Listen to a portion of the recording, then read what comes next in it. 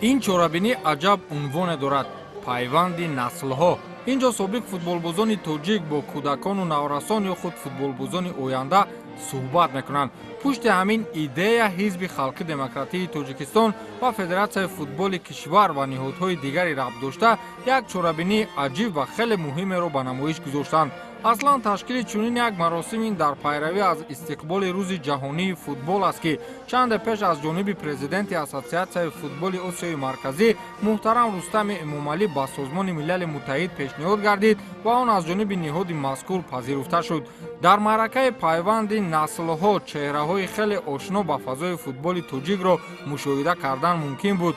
собиқ футболбозони мунтахаби тоҷикистон ва достонҳои футболи шӯравӣ ба дидори ҳам расиданд, ки чеҳраҳои хеле хушҳолу хандонро мушоҳида кардан мумкин буд.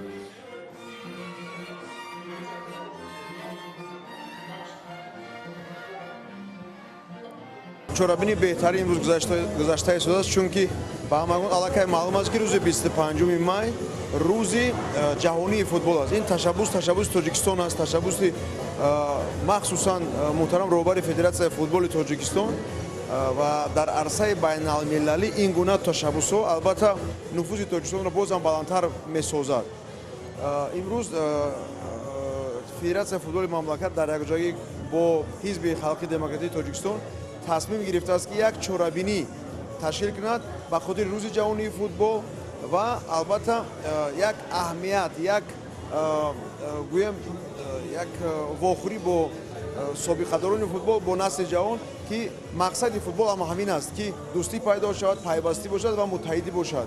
пеш аз ҳама тамоми ҳаводорони футболро бо рӯзи умуми ҷаҳонии футбол аз тарафи он эълон карда шуд табрику муборакбод менамоем ва боварӣ дорем, ки дар оянда боз бештар таваҷҷӯҳ ба ин намуди варзиш зиёдтар мешавад, алалхусус дар ҷумҳурии мо.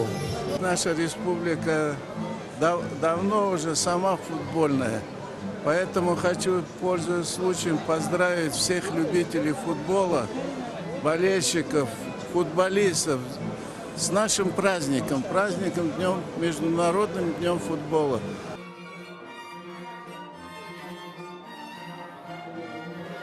рӯзи умумиҷаҳонии футбол ин аст мавзӯи мубрами чанд вақти охир, ки саросари кишвар дар партави он чорабиниҳои зиёдеро ба намоиш мегузоранд. ин воқеан падидае аст, ки дар рушди футболи тоҷик ва раванди он аҳамияти хоса дорад. мо барои чӣ ифтихор дорем имрӯз, чунки дар дунё зиёда аз 200 агар бо дақиқтар гӯем 211 федератсия мебошад ва ташаббуси ҷаҳонӣ насиби мо буд. ин бисёр аз нигоҳи стратегӣ бисёр як кори дурбинона, як кори хиратмандонаи роҳбарияти олии федератсияи футбол мебошад, чунки дар арсаи байналмилалӣ аллакай Тоҷикистонро ва федератсияи футболи мамлакатро як эҳтироми нав, як эътирофи нав аст. Ин бисёр хуб аст. Если так взять, это очень влияет для таджикского футбола и уровень футбола. Вот сейчас посмотрите, я уверен, что она поднимется и будет на хорошем уровне. این یک روزی است که یک تبادلات است، یک تبادلاتی که ما گفتیم البته که از منبر بالا رستم امالی رئیس فدراسیون فوتبال مملکت ما سخنهای خوب ایده خوب دادن و این تصدیق شد. ما باید یک فخر کنیم، یک سرفرازی است، یک تکان است. این چی میتید؟ این بعد مکتبای ما و متخصصای ما نورسان ما یک تکان خوب میتید. بعد همین چیو ما یعنی که رو به طرف فوتبال آوردن، بهبودی در میدان ها کردن، بهبودی در جای ها ما گوییم که یعنی که در تمام شهرها و رایون ها مقیاس‌های ما فوتبال بازان داریم. برای چی که ما مملکتی داریم که خدا نظرش کرده. یعنی که بسیار یک مردمی فوتبال باز گوییم خطایی نمیکنیم. من فکر میکنم که این اقدامات ما را چیکار میکند؟ یک تکان میتید و فوتبال ما رشد مییابد. Не, ну это хорошо, что у нас сейчас выбрали день, который назначен был Днем международного футбола в Таджикистане. Вот. Это, конечно, большая заслуга работников Федерации футбола Республики, Департамент Федерации футбола города. Они сейчас работают, они сейчас в хорошем направлении. И турниры проводят, да, детские, юношеские, памяти там прошлых ребят. Вот. Они направлены на направление, да. Работа идет.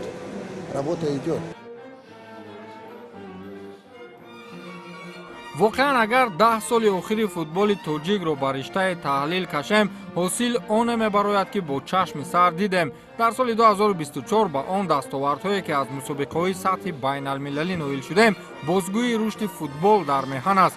аз ин рӯ яке аз шохаҳои маъракаи мазкур ин таҳлилу баррасии дастовардҳои соли ҷорӣ буд ки собиқадорону мухлисон назари худро гуфтанд.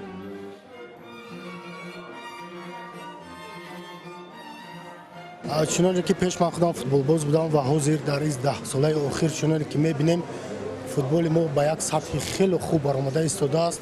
албатта корҳо зиёд ҳастанд, вазифаҳо дар пеши дастаҳо ноҳояҳо бисёр гузошта шудааст ва боварӣ дорем ки мо боз ба қуллаҳои баландтарини футбол мебароем. агар кӯтоҳ гӯем футболи тоҷик дар раи дуруст аст, дар раи роҳи рост аст, чунки сол то сол дастовардҳои нав ба нав ҳаст.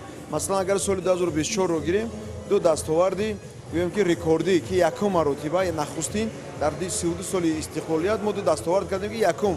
аллакай шумо медонед ки дар футболи калон моро хат ва ҷоми осиё гирифтем ва дар он ҷо дар 8 гунаи беҳтарин дастҳо шомил шудем ки дар осиё 56 давлат аст. ин вобаста ба футболи калон, вобаста ба футболи хурд мо якум маротиба рохат ба ҷоми ҷаҳон гирифтем. ин дар футзал, мини футбол, футзал инам дастоварди таърихӣ аст, дастоварди ин осон нест, чунки дар дунё дастҳои беқувват нестанд. ҳама мехоҳад ки футбол дастовардҳои баландро ноил шавад, ҳама ёд гирифтагӣ бозиа. ба ҳамин хотир ман фикр мекунам дастоварди хуб аст ва моҳи октябр бачаҳое ки футзалистое ки ҳамҷо ҳастанд ширкат меварзанд. ман фикр мекунам як иди футбол, иди варзишӣ мешавад. Если взять уровень футбола, таджикского футбола, значит у нас сейчас очень молодежь, они очень такие, как вам сказать, они не могут поднять уровень, физическую нагрузку, которую должны требовать тренера. Вот поэтому у нас очень уходит много времени. Если наши ребята получат хорошую, достойную нагрузку, они могут выступать и в отборочные игры. Вот показал сейчас в Кубок Азии, как наши ребята боролись, как наши ребята играли. Чуть-чуть не хватило у них умения, вот когда, если вы знаете, как по футбольному нашему языку, быстрая игра не хватило. И чуть-чуть устали в обороне. Если они были бы на хорошем уровне, то мы бы спокойно, наши ребята бы играли бы в финальном части. ҳамин вақте ки бачаҳои мо дар бозиҳои осиёӣ як қаҳрамонӣ нишон додан, ҳамин ҷо гуфтам мумкине ки яъне ки мо аз ҳамун поймонакҳои поён яъне ки ба боло шурӯъ кардем рафтана.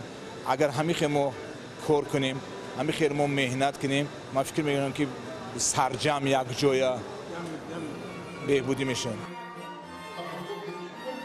ба ин минвол метавон аз ояндаи футболи тоҷик бо умедҳои зиёд ҳарф зад. лоиҳаҳои нав ба нав дар рушди ин нави варзиш метавонад орзуҳои моро нисбати расидан ба қуллаҳои баландтарин зиёд намояд. шояд яке аз баландтарин орзуи футболӣ ин иштирок дар ҷоми ҷаҳонии футбол аст ки шояд дар 10 солаи наздик ин орзу ба ҳукми амал дарояд. Если так взять десятилетие вперед и десятилетие назад, если так взять уровень, я еще раз говорю, уровень тогда до десятилетия было очень хороший. Почему? Потому что были игроки высококлассные. Сейчас у нас молодежь растет. Они должны научиться у высококлассных игроков, и потом у нас будет футбол хороший. агар мантиқан кори федератсияро мо ба отем сол то сол ки мо дастовардҳои навбанаро ба даст оварда истодем, мо ва на фақат мо мухлисони футбол аллакай дастовардҳои боз ҳам навтарро интизоранд. ба ҳамин хотир насли наврасе ки имрӯз дар академиё ҳастанд, дар футболи дар лигаи кӯдакон наврасон ҳастанд, шумораи онҳо зиёд шуда истодааст. сифати бозӣ, сифати тренерон, шумораи литсензиё, шароит, албатта шароито. ба ҳамин хотир мо бо он дастовардҳое ки имрӯз дорем соли дигар ноил шуда наметавонем.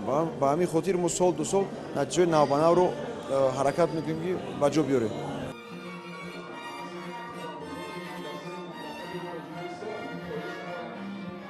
дар чорабинии пайванди наслҳо ҳамчунин баҳри собиқадорону насли навин ва шахсони дар маърака ҳузур дошта барномаи махсуси фарҳангию фароғатӣ низ ба намоиш гузошта шуд.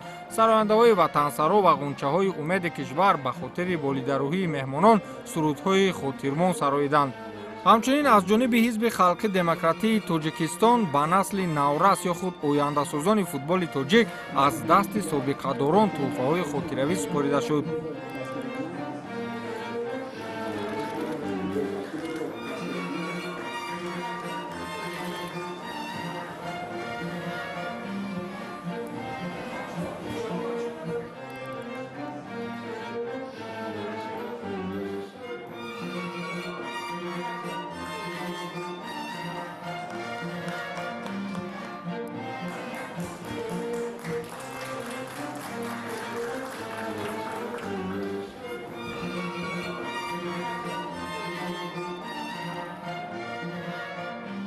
билохира худи собиқадорон низ аз ҷониби ҳизби ҳоким ва ниҳодҳои футболии кишвар бо тӯҳфаҳои арзишманд қадрдонӣ гардиданд.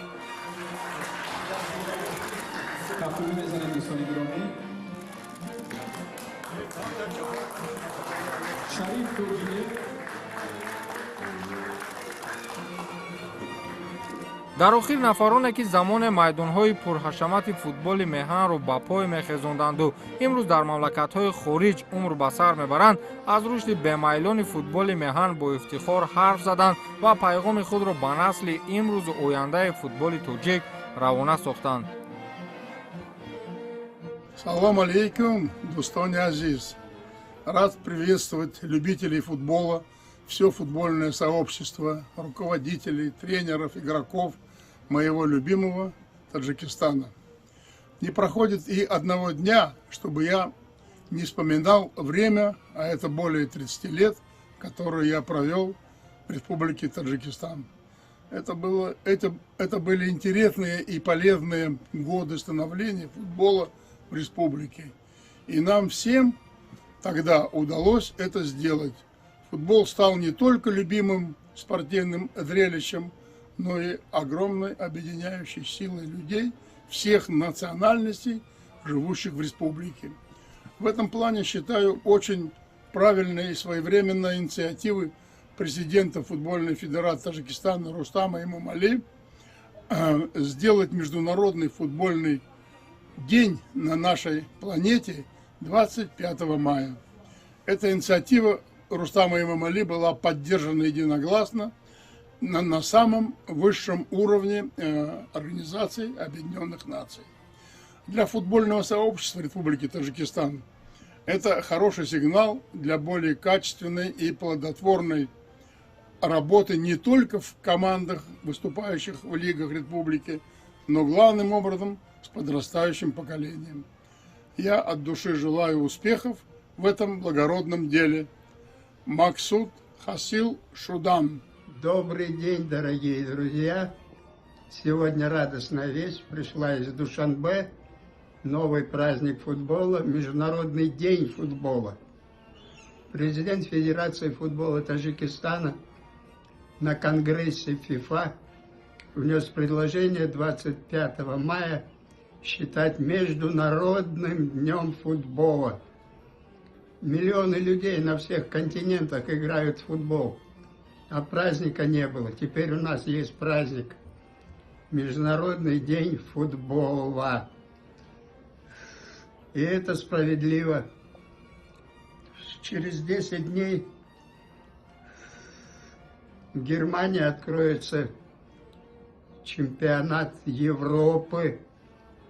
И где-то 2-3 миллиарда на всей планете будут смотреть за этим футболом великолепным. И мы тоже будем наслаждаться этим футболом. Несколько слов хотел сказать о таджикском футболе. Таджикский футбол, таджикский народ, трудолюбивый народ, а футбол тоже любит труд. Тем более таджикский футбол всегда был богат на таланты. Хотел бы пожелать таджикскому футболу добиться больших успехов, а таджикскому народу мира над головой и процветания. Рахмат Башумо.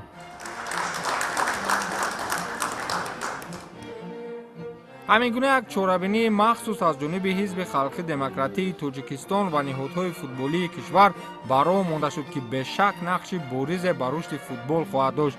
ташкили пайвастаи ҳамин гуна маҳфилу маросимҳо доз ва сарҷамъкунанда аст ки метавонем дар якҷоягӣ дар рушди футбол саҳми арзандаи худро гузорем.